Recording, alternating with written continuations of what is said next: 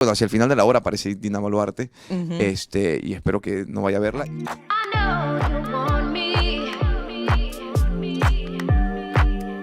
¿Qué tal? Bienvenidos a una edición más del Lado B. Como dice mi nombre, soy Marley Pinzani. Y como siempre, en esta mesa tratamos de descubrir un poco la movida cultural local. Igual también tenemos entrevistas y conversamos con distintos tipos de personajes. Tenemos por ahí entrevistas que están bastante buenas, no es por nada, pero dale una chequeada a los videos. Y por supuesto, siempre promocionando el tema del teatro. Y para esto vamos a hablar con Jean-Pierre Gamarra, porque hay una obra que está buenísima y que nos viene a contar un poco de lo que se trata, que por ahí de algunos están pensando de repente que es medio de ópera, que si hay cantado o no hay cantado, si es ópera, pero vamos a enterarnos un poco más de esta obra. Hola Jean-Pierre, bienvenido. Hola Marley. ¿Qué tal? Gracias por la invitación. No, más vale, gracias a ti. Y para hablar de una obra que es bastante particular, porque el que Así menos es. piensa que es medio como ópera, pero en verdad es y no es. Es y no es. Bueno, es la ópera de 3 centavos, esta mítica obra de Bertolt Brecht, que no se representa en Perú hace 20 años, digamos, de modo oficial.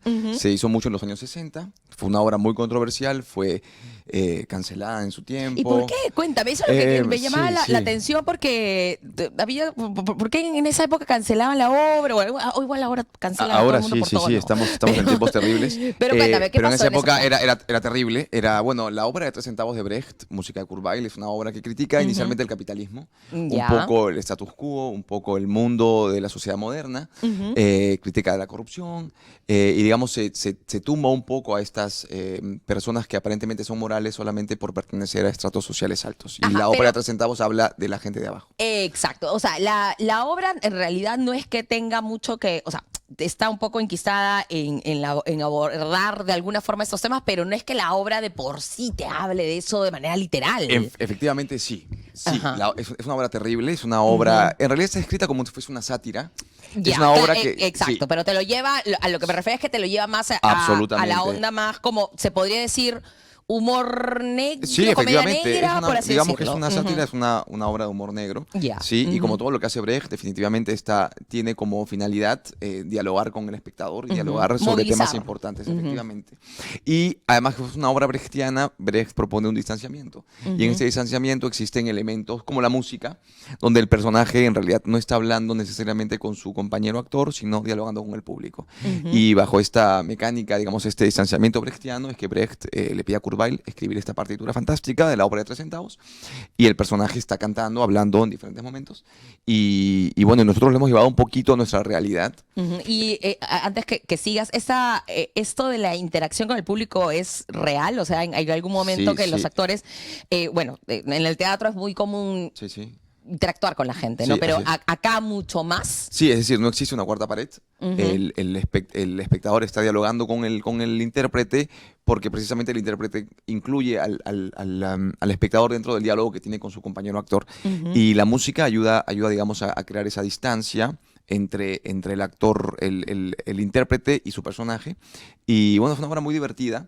Realmente es una obra que nosotros le hemos enfocado, ya que, digamos, distamos en tiempo con la época de Brecht, donde él criticaba el capitalismo y todo lo que el capitalismo destruía en la sociedad de su tiempo. Digamos, nosotros estamos en momentos absolutamente diferentes, pero para nosotros es el tema de la corrupción, es el tema, digamos, latente en Esa es este como país. la adaptación a nuestro contexto. Digamos que yo no le llamo adaptación, sino lectura. Es la lectura que yo le doy. Creo que el cáncer de nuestra sociedad es la corrupción, y creo que hablamos de eso. Así que la obra, digamos, tienes personajes que son ratas, actores vestidos de ratas, que están durante la obra lavando dinero. La escenografía es un local de lavadoras. Hay 101 lavadoras industriales en la escenografía, y los personajes, muchos de ellos vestidos de ratas con bandas presidenciales, entran al escenario a lavar dinero físicamente, digamos, porque digamos es la metáfora que utilizamos un poco para hablar de este terrible problema. Y bueno, y luego los personajes reales de la obra van contando esa historia donde el bandido Máquina Baja, que es un terrible asesino y ladrón, se ha casado con la hija del señor Pichu, y como la policía se ve obligada por coimas y diferentes cosas a tener que atraparlo, y finalmente Máquina Baja, si ven la obra, descubrirán qué pasa si es ahorcado o no. Pero qué interesante esto de que comentas de que la obra, bueno, hace muchos años obviamente ya había sido cuestionada, un Así poco llevada a esto, lo que actualmente se le dice la funa. Sí, sí, sí, claro, Y qué claro. loco que en la actualidad estemos como en la o sea, de alguna u otra manera en estas mismas, o sea, muy a pesar de la corrupción y la temática, que estemos también como en esta funa constante y esta polarización, ¿no? Y también nos hace reflexionar de que en teatro y las cosas en realidad no es que cambien tanto, simplemente son como... No cambia. Es como el teatro, ¿no? Nuevas adaptaciones, ¿no? Exactamente. Yo creo que en realidad, fíjate que lo que dices de la funa es interesante porque en realidad somos nosotros en el escenario que estamos funando lo que realmente sucede. Creo que el público, y nos comentan mucho, el público se divierte muchísimo porque es una obra realmente divertidísima, al punto que a veces los actores no pueden terminar de decir ciertos textos porque la gente se está riendo y tienen que esperar y hace que la obra se alargue, lo cual lo hace simpático, pero realmente estamos funando la sociedad en la que vivimos. Creo que la gente a veces, lo decía ayer una persona que hizo una historia muy linda, que te diviertes mucho, pero sales asqueado de ver la realidad, verlo a través de la comedia. Yo siempre digo que esta obra es como ver un capítulo de Los Simpsons. Pero en vivo. Pero en vivo. Tal vez la referencia puede sonar un poco banal, pero creo que Claro, en pero esa banalidad te ni encontramos siquiera algo maravilloso. yo lo tomo como algo banal porque si tú, bueno, obviamente cuando éramos chicos veíamos Los Simpsons, lo veíamos bajo otra mirada, pero ahora que ves algunos capítulos como ya adulto, de grande como adulto, hay una crítica social súper fuerte. Es fantástico. Y para mí ha sido una gran referencia, digamos, para explicarle a los actores y explicarle al público de qué se trata esta obra, porque no hay que tomarla en serio. Ya la moraleja final que cantan los personajes hacia el final dice, no castiguemos con seriedad los pecados. Y efectivamente es una obra que no hay que tomarla en serio. Hay que aprovechar eso que vemos. Tanto, tú dices. Exactamente. Pero claro, obviamente trabajamos, digamos, el teatro, digamos, es parte de la comunicación en la sociedad. Entonces, efectivamente, estamos, digamos, en riesgo de ser, digamos, objetados por ciertos medios, por la política. Aquí, hacia el final de la obra aparece Dina Boluarte, y espero que no vaya a verla. Y si nos cancela la obra, bueno, haremos una lucha ahí para respetar nuestros derechos de lo que significa libertad hacer teatro de ficción. Así que bueno, ahí no les voy a decir de qué manera, pero aparece Dina al final. Spoiler. Al final de la obra. Y cuéntame, Jean-Pierre, y justo ahí quería llegar un poco en esta conversación, ¿no? En algún momento, o hasta el momento, que ya la obra ya viene dándose, esperemos que no pase nada, ¿han sentido en algún momento, de repente, algún cuestionamiento, algo por parte de algo mágico por ahí? Muchísimo. Promoción, también el tema de las marcas. Bueno, igual ustedes están en el Teatro Británico. El Teatro Británico, que además también el Teatro Británico se la viene fajando hace 30.000 años con el tema del teatro y son súper constantes con eso y en verdad siempre aplaudo la gestión del británico en muchos aspectos culturales. Pero ustedes han podido darse cuenta que por el tratamiento y el tipo de obra que están tocando, hubo algunas ciertas acciones que por ahí no les cuadraron o parecían medio extrañas. No, creo que en realidad lo que había era miedo porque obviamente es una obra que históricamente ha sido siempre cancelada, ha sido siempre objetada. Entonces, claro, efectivamente, yo como director tenía miedo, los actores tenían miedo, el teatro tenía miedo. Creo que el que no tiene miedo es el público. El público va. Pero sí, efectivamente es una obra que que te pone en una situación de tensión porque efectivamente se tocan temas, por más que sean temas que son tocados dentro de la comedia, dentro de la sátira, dentro de esta distancia que propone el autor, efectivamente son temas que le puede doler al Estado, definitivamente. Pero como se trata, digamos, se canta esta tragedia, digamos, como la veo yo, para el público logra ser entretenido. No creo que si Dina Boluarte va a ver la obra le va a parecer entretenida, efectivamente, probablemente. No creo que ningún político. Probablemente no creo que la dejen entrar, el público creo que la abucharía antes que se siente, pero sí me imagino, y ha llegado hasta algún momento por ahí alguien relacionado a la política, no, alguien medio del dark side. Y me encantaría que lleguen, me encantaría. Creo que, es decir, yo veía antes en televisión que había, por ejemplo, programas de comedia que parodiaban a los políticos, que hoy ya no existen. Te digo, ¿por qué no existen? Debe haber alguna razón. Porque efectivamente vivimos en una especie de dictadura, aunque no parezca, aunque digamos no veamos la magnitud real, existe. Creo que la gran dictadura de las comunicaciones es terrible. Y bueno, hasta el momento no ha pasado nada. No ha pasado. Esperemos que no pase. Esperemos que no pase y si pasa, realmente sería para nosotros como elenco y como a nosotros como Éxodo, como digamos como compañía, sería fantástico poder enfrentarnos al real problema, ¿no? Creo que eso sería para nosotros maravilloso. O sea, no hay nada más que me encantaría que me envíen una carta al Ministerio de Cultura, pero me encantaría, sería para mí un trofeo, lo pondría en mi casa, lo marcaría. Como el check, ya, se hizo. Fantástico. Sí, fantástico. Buenísimo. Sería espectacular. Y hablando de la obra, hablando un poco del tema de la ópera, porque el mundo dice, oye, es ópera. No, no es ópera. Es la Claro. parodia de lo que sucede en el mundo de la ópera. Digamos, es decir, la ópera como género es un género bastante, históricamente también es un género bastante burgués. Y lo que precisamente Bertolt Brecht quería era llevarse abajo el mundo burgués y tratar de hablar de la gente que, Pero digamos, si hay canto. Sí, claro, sí, ¿no? Y canto terrible. Hay Hay actrices canto como de María todo. Gracia, por ejemplo, que tiene que cantar una partitura bastante complicada, más 4 veces por semana. Y con el frío de ahora seguramente muy difícil para ella, además porque graba por las mañanas y eso. André también canta una partitura, Andrés Silva, una partitura muy complicada. Es una música difícil, es música, digamos, divertida porque es una música que lleva un poco el espíritu del cabaret, digamos, ritmos de foxtrot, ritmos de jazz, pero efectivamente es música académica, música de Kurt Weill, un gran compositor de música académica y clásica del siglo XX. Así que creo que es una oportunidad maravillosa para conocer un poco de la música de Weill en un contexto tan divertido, tan terrible, tan funable, ¿no? Funable. ¿Cómo es? Funeable. Tan funeable Funeable. como una obra de Brecht. Así que creo que es un momento fantástico no solo para conocer la obra de Brecht, para reírse, para reflexionar sobre la sátira en la que vivimos, porque creo, como pongo yo en el programa de Mano, creo que no hay sátira más grande que la realidad que vivimos en este país. Y que lo que vamos a ver en el escenario de ninguna manera va a superar lo que realmente vivimos nosotros en carne propia. Claro, igual, como dicen, la realidad siempre va a superar a la ficción. Totalmente. Y nuestra realidad Y en este está país tan pintoresco, todavía. es terrible. Es decir, yo abro las redes sociales y veo cosas más terribles que lo que se ve en esta obra. Es decir, basta con encender la televisión o abrir el periódico para ver cosas de lo más bizarras.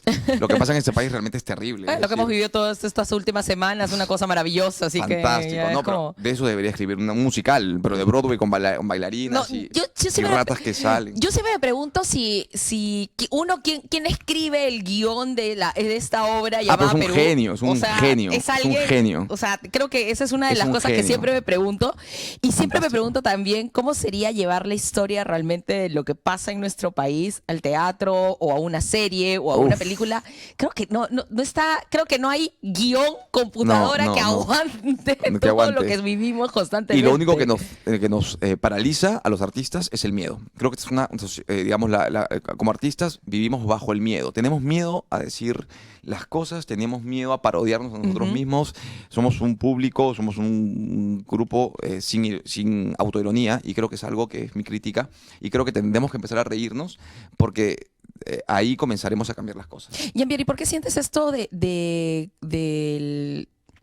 esta sensación, como estás diciendo, tanto de miedo? ¿Por qué crees que últimamente está, y sobre todo para la gente del teatro, bueno, con lo de la ley del artista, o sea, en general actores, músicos y todo eso, ¿por qué hay esta sensación, según tú lo que comentas? Yo creo que para mí es algo generalizado. Creo que somos una sociedad que se muere de miedo. Nos hacemos así todo el tiempo.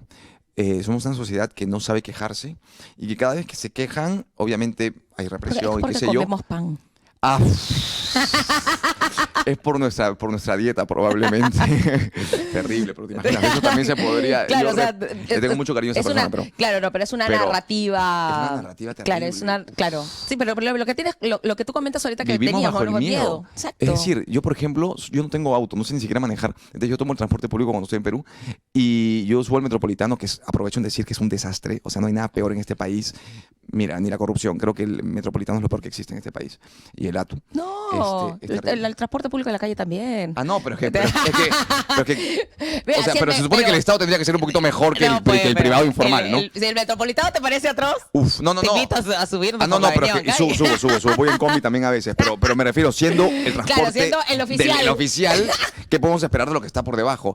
Pero entonces, ¿qué pasa? Que yo 1000 veces me he puesto a gritar en el Metropolitano porque la persona que está ahí parada, que está viendo su TikTok, mientras debería ayudarnos a saber qué bus tomar, porque obviamente los carteles ya se borraron, ¿no? Ya no sé dónde están. Entonces, y yo bueno, pues Claro, reclamo, además- pero la gente no dice nada. Ah, sí, pues. Y yo, digamos, vivo en cierto privilegio. Yo salgo de mi casa, camino 3 cuadras al Metropolitano porque vivo en Miraflores y ya esperar 20 minutos ahí me duele. Y veo personas que tal vez están esperando 1 hora y viven a 1 hora de la ciudad y no tienen la capacidad ni el coraje de poder reclamar. Porque claro, vivimos en un país que nos ha creado de esa manera. Exacto. Nos ha creado bajo el miedo. No, y a veces yo digo, pero reclamemos, gente, por Dios, hagamos, pero no se puede. La pero gente... ya vivimos como una especie de indolencia constante que ya te como una especie de carcasa pero que ya... así, encarnada. Exacto. Entonces creo que como sociedad somos así, no importa de dónde vengamos, no importa cuál sea nuestro sueldo, de dónde vengamos, de qué distrito, de qué barrio, como peruanos, como ente, somos gente con miedo. Y bajo ese miedo efectivamente nos dejamos dominar. Y efectivamente, como tenemos miedo, el primero que tiene poder se le va el miedo, pero se convierte en un tirano. Exacto, y eso está en la obra. Está en la obra y está en nuestro ADN, que es lo más terrible. Lamentablemente. Cuéntanos... Y no por el hígado, sino por lo que vivimos. Y hablando de la obra, dime qué actores están participando ya como para ir obviamente a comprar las entradas para ver que las compramos en Joinas. Obviamente. Joinas, por favor. Sí. Ahí está por acá. Sí. Bueno, está Máquina Baja, lo hace Andrés Silva. Fantásticamente, de verdad que para mí es un lujo trabajar con André, aparte es un actor disciplinado, un actor fantástico en todos los sentidos.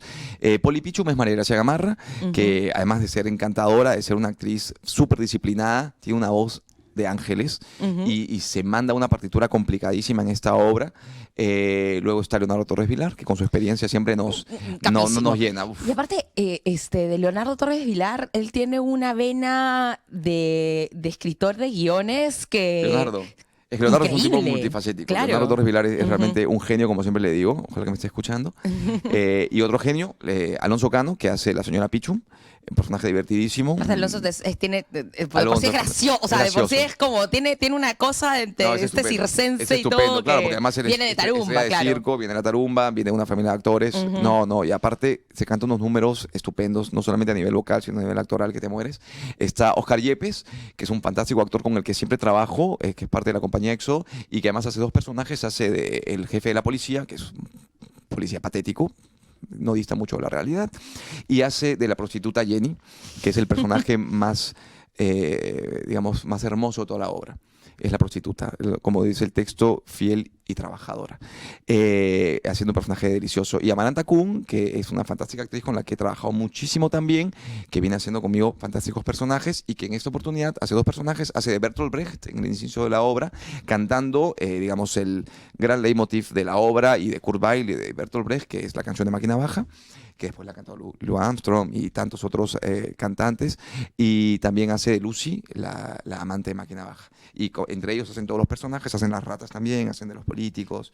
Bueno, yo siempre digo que es un espectáculo acrobático. Es un espectáculo acrobático para ellos, no solo porque tienen que cantar, tienen que hablar, tienen que travestirse, digamos, varias veces durante la obra y sostener a un público que no es un público y con que fácil. Además tienen que interactuar. Además tienen que interactuar. Sí, muy bien, Jean-Pierre, nada, la invitación a ver esta obra, en donde estamos, por favor. Los invito al Teatro Británico a ver la ópera de 3 centavos de Bertolt Brecht, una obra mítica, una obra necesaria para los tiempos en los que vivimos, una obra que además es muy raro que se represente muy poco en este país, y Brecht además es un autor que se representa muy poco. Creo que obviamente en una sociedad que tiene tanto miedo a ser Brecht, es muy difícil. Es necesario hacerlo. Y es necesario hacerlo. Y los invito a verlo en el Teatro Británico. Vamos de jueves a domingo. La temporada se termina en 4 semanas. No esperen al último momento. Las entradas vuelan. De verdad, estamos agradecidos con el público que nos sigue. Y esperemos que no pase nada. Y esperemos que no pase nada. O que pase algo, pero... Y si pasa, haremos la función en el parque. Por favor. Ahí la haremos. Nada, ya saben, gente, apoyar el teatro local, siempre chequear, siempre hay que cuestionar también. Siempre.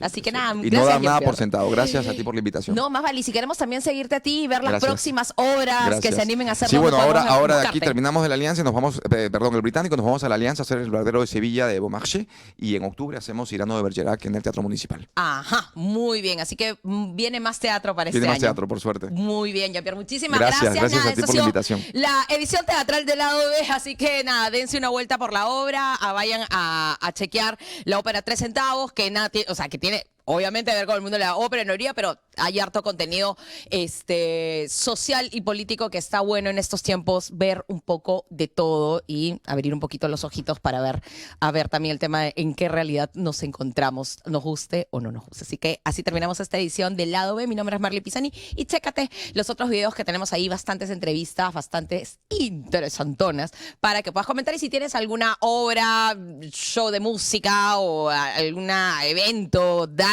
o lo que sea, o algún generador creador de contenido que te gustaría que entrevistemos por aquí, tú escribe y pasa la voz. Así que nos vamos. Esto fue Lado B. Bye.